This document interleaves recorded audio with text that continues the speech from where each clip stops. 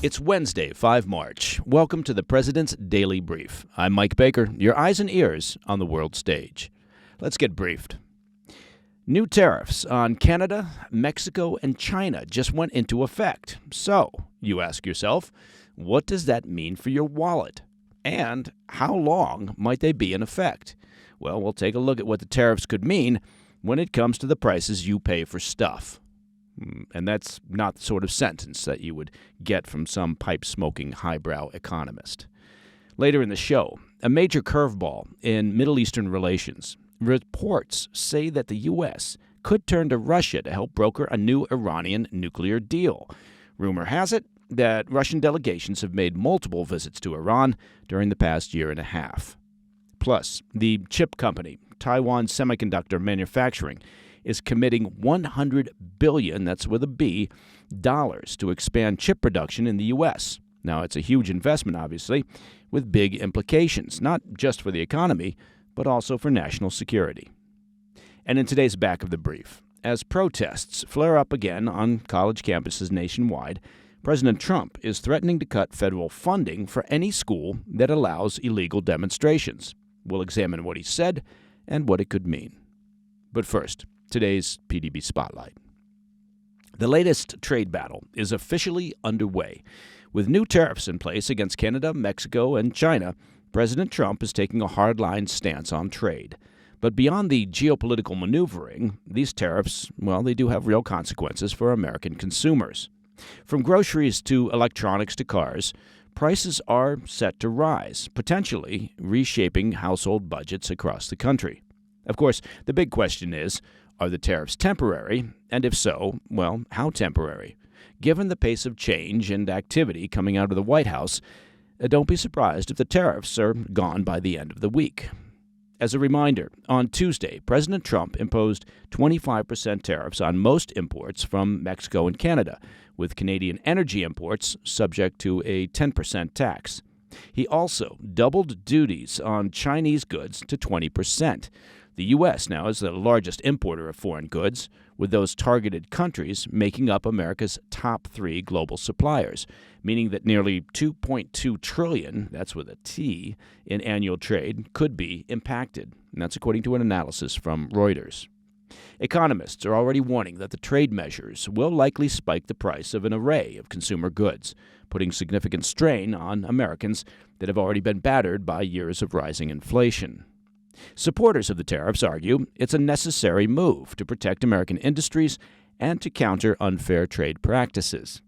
But it's important to understand the costs, including potential price hikes and retaliatory measures from trade partners. Now, that economic retaliation came swiftly from Canada and China, with Canada slapping an immediate 25% tariff on nearly $30 billion worth of American goods, with more to come by month's end. China imposed a new 15% tariff on U.S. exports of chicken, wheat, corn, and cotton, while adding a 10% levy on U.S. sorghum, soybeans, pork, beef, fruits, vegetables, and dairy products. Mexico is also expected to follow with retaliatory tariffs, though officials said those measures would not be announced until Sunday. So, what does all this mean for the American consumer? With more than 40% of all U.S. imports coming from Mexico, Canada, and China, some economists have estimated that Trump's tariffs could cost the average U.S. household some $830 a year. They say the first place where these tariffs will be felt will likely be at the gas pump, as the U.S. relies on Mexico and Canada for critical energy exports, such as crude oil, petroleum, and gas and coal.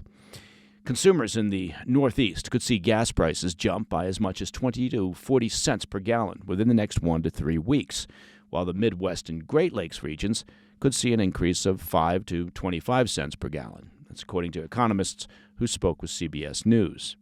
The tariffs will also likely be felt in short order at the grocery store, as the sector already runs on thin profit margins.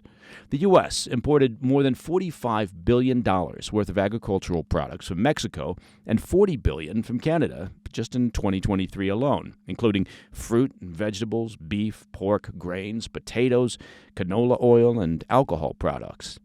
In fact, Axios reports that a stunning 63% of vegetable imports and 81% of beer imports, came from Mexico in 2023, meaning, well, you may want to stock up your pantry and mini fridge sooner rather than later.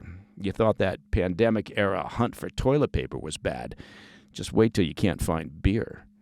In addition to groceries, a large portion of common household items like machinery, furniture, footwear, clothing, and textiles come from China, so expect price hikes in those areas as well.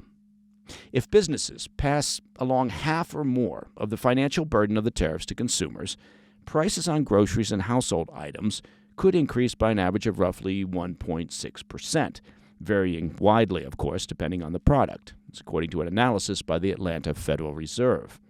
Price impacts on other sectors, such as electronics and automobiles, will not likely be felt for several months, but the increases could be eye-watering. Automobiles are particularly vulnerable given their complex supply chains. Car parts often cross U.S. borders 6 to 8 times during assembly, meaning they could be taxed multiple times. Industry analysts say the average vehicle price could rise by as much as $12,000 for some models, an increase that threatens to crash consumer sales for domestic manufacturers. Then there's consumer electronics, such as laptops and tablets and gaming consoles and smartphones, which are almost exclusively imported from abroad, with roughly 41% coming from China. Economists expect large price increases across this sector, though estimates vary widely at this time. All that said, how much costs rise will depend on whether businesses absorb some of the additional burden or adjust their supply chains before passing the expenses on to consumers. Whether Trump's trade gambit will pay off long-term is really anyone's guess, but for now, consumers would be wise to brace for higher prices and stock up on beer. All right, coming up next, reports say the U.S. may turn to Russia to broker a new Iranian nuclear deal, plus a $100 billion investment in U.S. chip production.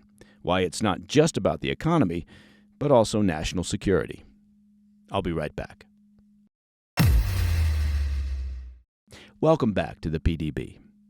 The United States' latest diplomatic gamble could position Russia as a potential mediator in discussions with Iran over a new nuclear deal. That's a development that raises questions about Washington's shifting strategy. The revelation, first reported by Bloomberg, follows a series of visits by Russian officials to Iran during the Israel-Hamas war, in which Iran, of course, launched multiple ballistic missile attacks against Jerusalem. Now, the timing of this initiative is notable.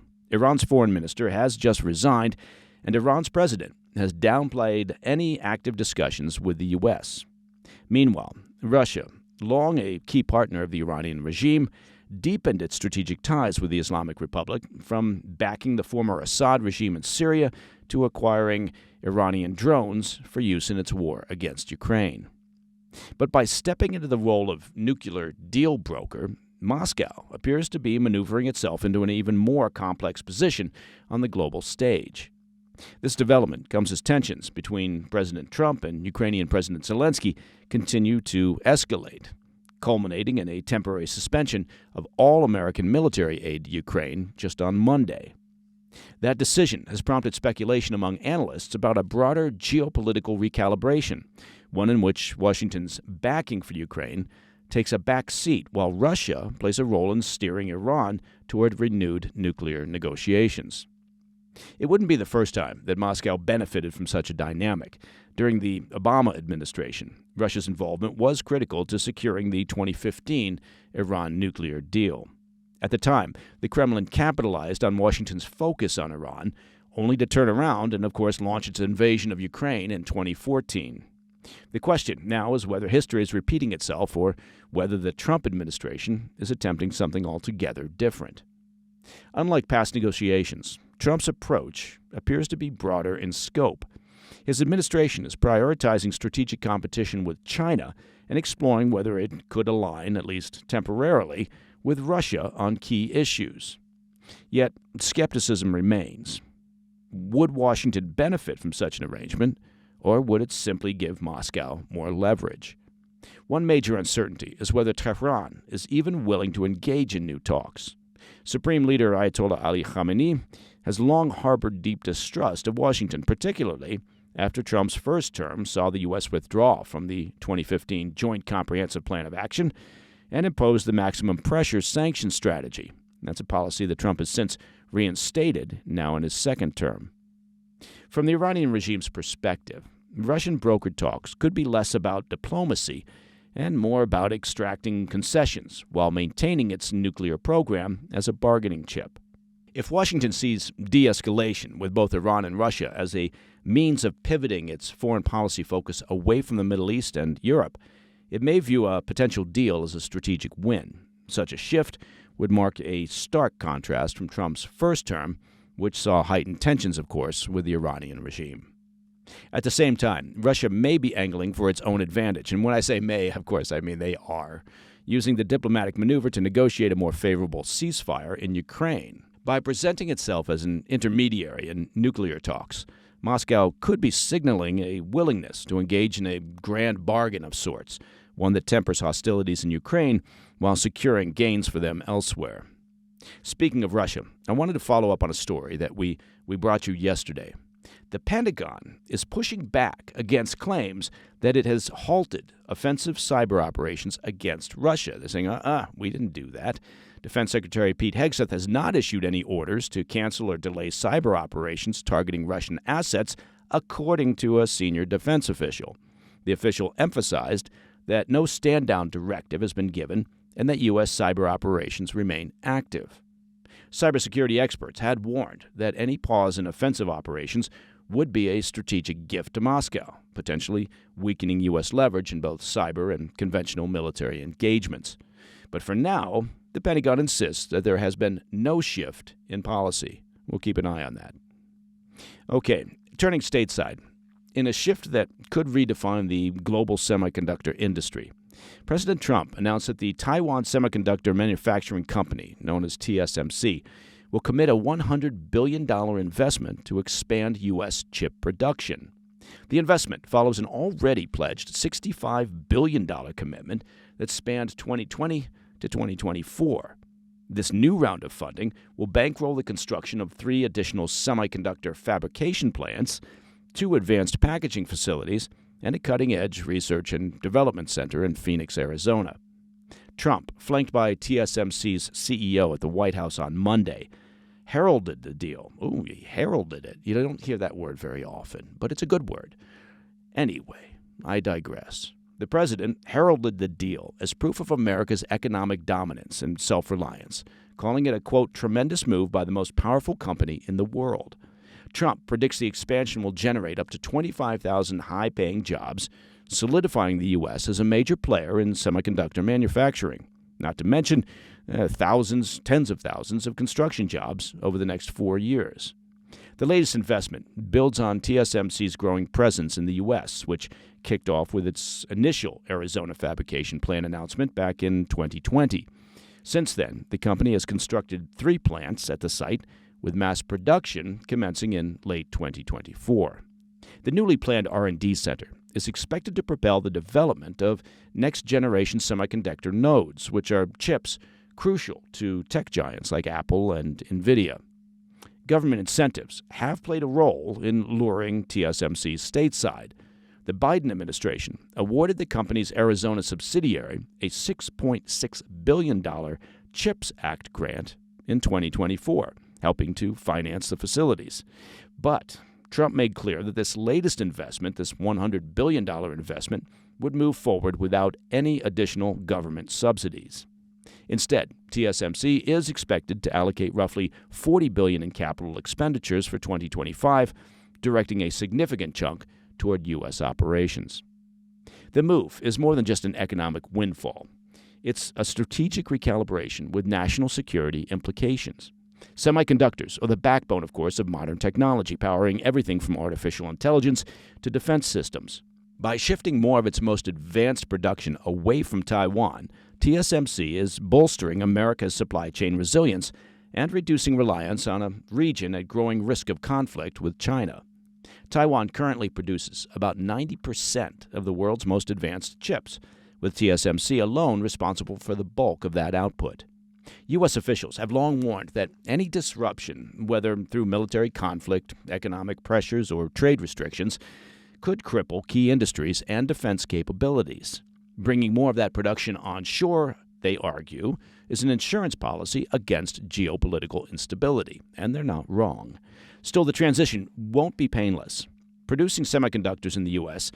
is, as you might suspect, significantly more expensive than in Taiwan. Much of the labor at TSMC's existing fabrication plants has come from Taiwanese workers, and the company has already charged American customers higher prices in order to offset costs. However, if the company follows through on its commitments, this investment will mark one of the most consequential shifts in high-tech manufacturing in decades. All right, coming up next. As campus protests flare up again, President Trump is threatening to cut federal funding for any school that allows illegal demonstrations. The details coming up. I'll be right back.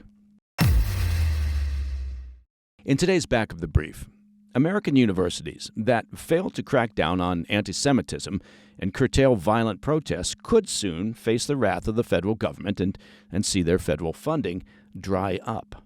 On Tuesday, President Trump vowed to strip federal funding for any college or university that allows what he called, quote, illegal protests to run rampant on their campuses. The president also threatened to essentially revoke visas and deport foreign students involved in violent demonstrations. That's according to a report from The Guardian.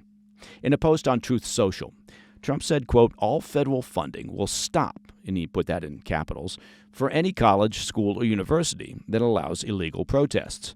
Agitators will be imprisoned or permanently sent back to the country from which they came. American students will be permanently expelled or, depending on the crime, arrested. The president added, quote, no masks. And that, again, was all in caps. Thank you for your attention to this matter, end quote. Well, that's a polite way to end a text. Trump's comments came just one day after multiple federal agencies announced that they would be reviewing more than $50 million in government contracts and grants with Columbia University over their, quote, ongoing inaction in the face of relentless harassment of Jewish students. Pro-Israel groups have long been calling on the federal government to do more to protect Jewish students from rampant anti-Semitism after pro-Palestinian protests spread across dozens of college campuses just last spring. As we recently discussed on the PDB, protests once again erupted at Columbia University in New York City last week, with masked students taking over a building at Columbia's Barnard College for several hours. During their occupation, students reportedly assaulted a school employee who tried to leave the building, sending him to the hospital. The group, which hid their identities behind headscarves and masks, well, that's very brave, was led by members of Columbia's chapter of Students for Justice in Palestine, who declared, quote, long live the student intifada on their social media account. After the Trump administration launched their review of Columbia's grants on Monday, the school hastily issued a statement promising to work with the White House to ensure all their students feel safe on campus. Officials at Columbia said they are, quote, fully committed to not losing federal funding. No, that's not what they said. They said, quote, fully committed to combating anti-Semitism and all forms of discrimination. And we are resolute that calling for promoting or glorifying violence or terror has no place at our university, end quote. And that, my friends, is the President's Daily Brief for Wednesday, 5 March. If you have any questions or comments, please reach out to me at pdb@thefirsttv.com. And, of course, as you've no doubt heard already from friends and family, to listen to the show ad-free, well, it's simple. Become a premium member of the President's Daily Brief by visiting pdbpremium.com. I'm Mike Baker, and I'll be back later today with the PDB Afternoon Bulletin. Until then, stay informed, stay safe, stay cool. Hey, thanks for tuning in. If you enjoyed this video, don't forget to hit that like button and leave a comment, a really positive, nice, and kind comment. That would be appreciated. And if you're not already subscribed to our channel, make sure to subscribe and turn on notifications so you don't miss any of our daily updates.